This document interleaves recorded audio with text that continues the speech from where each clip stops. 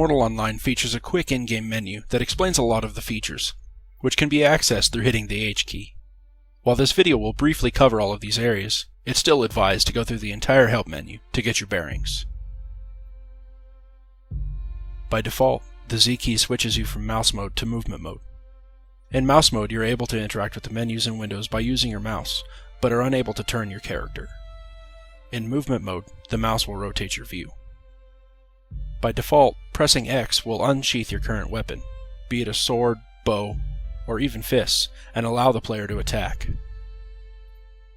Akin to a traditional FPS, the shift key is sprint, the spacebar is jump, and the tab key targets players, NPCs, and objects. The R key is used to interact with things in-game, from NPCs, to mounts, to loot, and materials found on the ground. You can alter or view your current keybinds by hitting the Escape key to open the main menu, and selecting keybinds. On the top left of the screen, you will see your personal health, stamina, and mana bar. If you have a pet, your pet's health and stamina will be displayed just below your own. Objects or players targeted through pressing Tab will display by default in the upper right-hand corner, showing their name, health, and flag. Your own flag is displayed in the middle of the hotbar on the top of the screen. The hotbar can be used to access skills, consumables, and even be used to quickly equip and unequip armor or weapons. There are 2 pages of hotbars that can be accessed by clicking the arrows on either side of the hotbar, or through pressing Shift plus the corresponding number of the hotbar. Underneath the hotbar, you will see a group of icons. From the left to the right, these icons correspond to your character sheet, inventory, spell book, book window, skill window, and pet information. The character sheet will display all of the basic attributes of your character, as well as give you a paper doll reflecting your appearance and equipment. Equipped items take up space on the paper doll and do not contribute to the total carry weight of your character. Instead, equipment uses equipment weight determined by your strength and constitution. If your equipment is too heavy for you, you will become progressively encumbered, slowing movement speeds and stamina regeneration. Making gold armor while stylish is very impractical.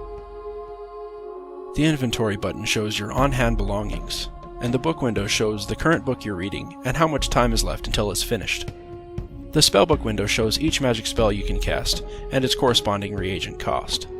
Finally, the pet bar allows you to give your pet simple commands just by clicking them. Keep in mind that each of these windows, as well as the pet commands, can be opened or used with keyboard shortcuts as well. The complete list of command shortcuts is available through the Help menu. All new players start out with a fledgling flag, which protects them from being thieved from and taking damage from other players. The fledgling flag will last for 8 hours, after which the player will turn blue. The blue flag is the default state for all players, which indicates that they are innocent. Guards will protect any blue player that types guards in chat while in a guard-protected area. This will only work on gray or red flag players. Attacking another player or failing to successfully steal from another player will turn a player gray. The guards will execute any gray player they find, and other players will not be penalized for attacking or even killing a gray player. The gray flag will last for 2 minutes, after which the player is reverted back to blue. If a player successfully steals an item, or has an item planted on them, they will turn into a hidden criminal. A hidden criminal will appear blue to all other players, unless attacked or pushed, which will turn them gray. The hidden criminal flag will last for 10 minutes, after which it will revert back to blue. When a player kills a blue player, they will receive a murder count and a stat loss count. Each murder count lasts for 8 hours, and each stat loss count for 4. When any points are added, the counters are reset back to full. After reaching 5 murder counts, the player will then turn red. Red players will be executed by the guards, and thus cannot enter cities without the danger of dying. Once 5 stat loss counters are reached, the red player will begin to suffer stat loss upon every death. If the stat loss counter goes down below 5, the player will stop losing stats upon death, and if the murder count goes below 5, the player will revert back to blue. The last flag to talk about is the local allowed flag, bright gray. If a player attacks anyone flagged as red, they will be flagged as locally gray to that person. At this point, the red flag player may attack and even kill locally gray flag players with no consequence. The guards will not execute local gray players. This mechanic can be understood as self-defense. If any player assaults another, the assaulting player can be killed without penalty. The local gray flag will last for 2 minutes. Unlike many MMOs, Mortal Online does not have an in-game map. As a new player, you're provided only with a compass and your own sense of adventure. It's up to you whether you choose to explore and learn the world on your own, or use one of the many player-created maps. Be careful as you're out there traveling. If the worst should happen and you die, you'll need to find your way to a priest to be resurrected. While dead, you'll be able to see beams of light in the sky above the priests nearest to you. If you're having trouble finding a priest, then you can also teleport to the nearest priest by hitting P and clicking to nearest shrine, at the expense of your stats. To resurrect, press R to interact with the priest. Be careful, not all priests will resurrect a red or gray player. While you're dead, you will not be able to understand what live players are saying, nor will they be able to understand what you are saying.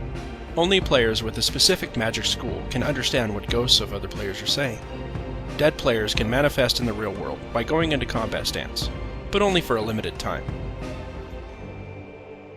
With the basics of the game out of the way, the next episodes will start to deal with the metamechanics. Things that are the combinations of things that can be described as how to play Mortal Online. With no direct quest lines to follow, or immediate goals set up in the game, it falls to the player to decide what they want to do. This open freedom often ends up paralyzing. Even though you're able to do anything, many people don't know what they should do. At the same time, while combat can be described as a series of numbers, it's a lot more intricate and best explained on its own. The skill system factors greatly into combat, and only today we have skill builds emerging which were viable since the launch of the game, showing that there's still plenty of space to explore.